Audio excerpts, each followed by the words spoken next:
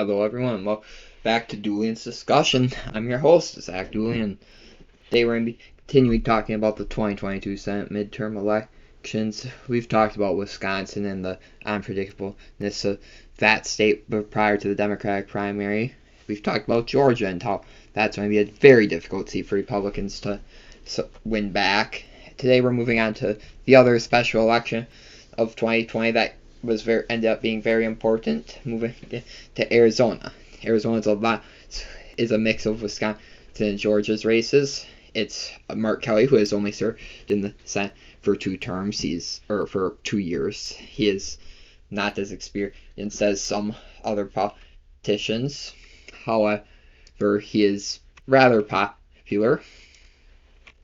He's not completely unknown. And lastly, he's very popular. He's a former astronaut. He is very much less removed from the public as someone like most politicians that have the air of removal from the public. And admittedly, he does have that. He is a politician. He was an astronaut. He was quite literally off this planet for a little bit.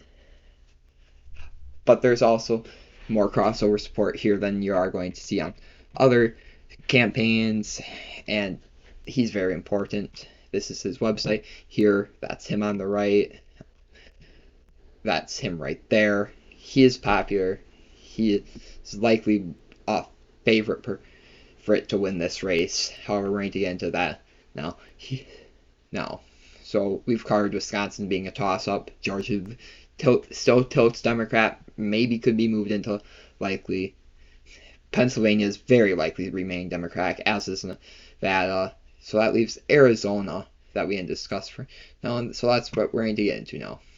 So with Mark Kelly being the incumbent Democrat, Republicans are in the middle of their own primary process, and there's 3 candidates who have a chance of winning, and even then, as we'll get to later, it's pretty much a one-person race with maybe an upset in the works.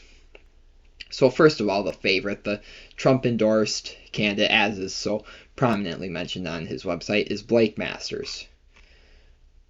He helped with the Trump transition team. He is very much the standard, your generic politician. He's the president of the Thiel Foundation, which is huge in terms of innovation.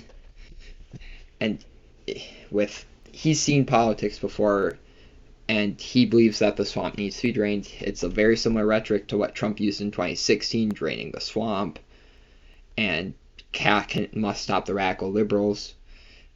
This is your Trump. This is arguably the favorite candidate. We'll get to the polls later in this video. Second is Jim Lamon. I don't know exactly how to pronounce it. He's a veteran, solar power, but he is a conservative. He is hoping to bring down the swamp, but not in the same way that someone like Blake Masters is. He is very much your police endorsements, as you can see. Arizona Police, National Border Council, Arizona Police Association, National Police Association organizations. He has some simple, that Tea Party, Arizona, that's a very important thing. The Tea Party, of course, is what drove the Republicans into power in the 2010 midterm elections. That, to this day, still has influences on every state's politics, especially those in swing states like Wisconsin. Now, moving on to the third candidate, the current Attorney General of Arizona, Mark Brnovich. He is a prosecutor.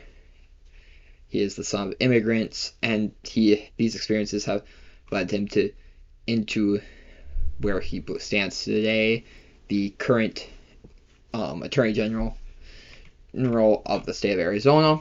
He was a former United States prosecutor, and here he has upheld Arizona's laws. He has ran on defending the Second Amendment, of course. However, this is arguably the least likely candidate to win the election. Now, going to the polling here, we're going to bring up the full viewpoints, and this would be the most recent poll, this Ohio Predictive Insights. This is not necessarily a close race. After that Trump endorsement, Blake Masters took off. He's ahead of 7 points over Jim Lehman and Mike McGuire, who is at one point might have been in this race, is no longer a likely candidate to win. Mark Brownovich was the one-time favorite. He's lost a lot of popularity after Trump announced his endorsement. This is just a huge show of Trump still playing kingmaker within the GOP. So this, to me, I think it's pretty safe to say that Blake Masters will be the nominee for the GOP in the Senate race. However, this is a very huge number of unsure responses. But Masters is, in general, ahead by 10 points. And 10 points is a lot. The primary is in just under 2 weeks, or on August 2nd, 2 weeks from yesterday of when I am recording this. And to me, this is still not enough to really settle this race. Actually, I'm going to want to bring back this real clear predictive insights for these later on. But first, to talk about where in Arizona is important and how this even became a swing state, because at one time this was a very safe Republican state. So Biden won in Arizona, but this is not a blue state. It was a Trump-Biden state. Trump by 3.5, Biden by less than 1. Going back to 2012, Romney by 9. 08, McCain 8.5. 04, Bush by 10.5. 2000, Bush 6.5 almost. You have to go back to 1996, and Bill Clinton MP won by 2 points. And this was a re-election campaign. So as you can see, this is a very disproportionately blue map. And Clinton was also the one who has won in a lot of this traditionally conservative, what is now considered a traditionally conservative area. Clinton was the last one to really do well in states like Missouri, Arkansas, Louisiana, Tennessee, Kentucky, West Virginia. Clinton was the last Democrat to really do well in those states. And Arizona is right there with that. Even before that, Bush won in 92. So outside of that one 1996, it is a very red state, as you can see. Now going back to the present, though, because that's what matters. Past is the past. The present is what's going to decide this election. Biden won by 0.3 points. That is not huge, but that's not as close as in states like Georgia, not as big as in states like Wisconsin, which is the other state I am going to compare this race to. Now, there is something to be said about this being a traditionally red state. However, Masters is the either 1A or 1B candidate in this race. Kelly's favored by 9 points.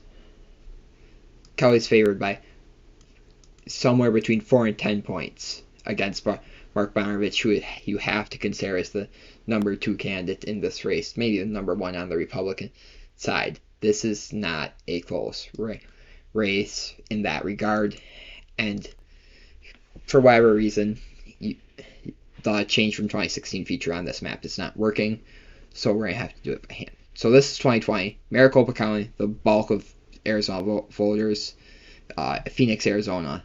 This is your main election area, but Maricopa County, you're going to hear this term a lot in this cycle. You heard it a lot in 2020, and you'll probably hear it a lot in 2024's presidential election as well. But Maricopa County went to Biden by 2.2 points, around 50,000 voters. Going back to 2016, Maricopa County, Trump by 3%. And I would also like to point out how few voters turned out compared to 2020. I mean, 300,000 more voted for Biden than Hillary, and 200,000 more for Trump than in 2020 than 2016. But even so, voter turnout will again play a very huge role. Voter turnout here has been shown to favor Biden, but you have to remember, there are Republicans who do not vote in every election. There are Democrats who don't vote in every election. And there's reasons that happens. That is a flaw in the electoral system. However, in general, the more people who vote in this election, the more democratic this race will become. And because I think that a lot of these voters will continue to vote, and that's just, I don't really have much to base that off of. It's just how I think it will work. I do think that combining that with the polling here, you have to consider Mark Kelly the favorite, and I almost think you have to consider him the favorite to win by at least 2 points here, and that is in part due to he is more popular than Biden in the state of Arizona. So it is going to be very difficult for Republicans to pick up any of the 3 states that I have highlighted here, Nevada, Arizona, Georgia, without something unforeseen happening. However, this is politics. Unforeseen stuff happens all the time. Now, of course, this also means that Republicans must win Wisconsin and Pennsylvania, and it's not likely that they're winning Pennsylvania. So they're really looking forward to those 2024 Senate elections and really hoping they can win back some seats there. However, this map was extremely lucky for the Democrats to come up with in this year. Anyways, that's all I got for you today. If you like this video, please like, comment, subscribe. And I believe my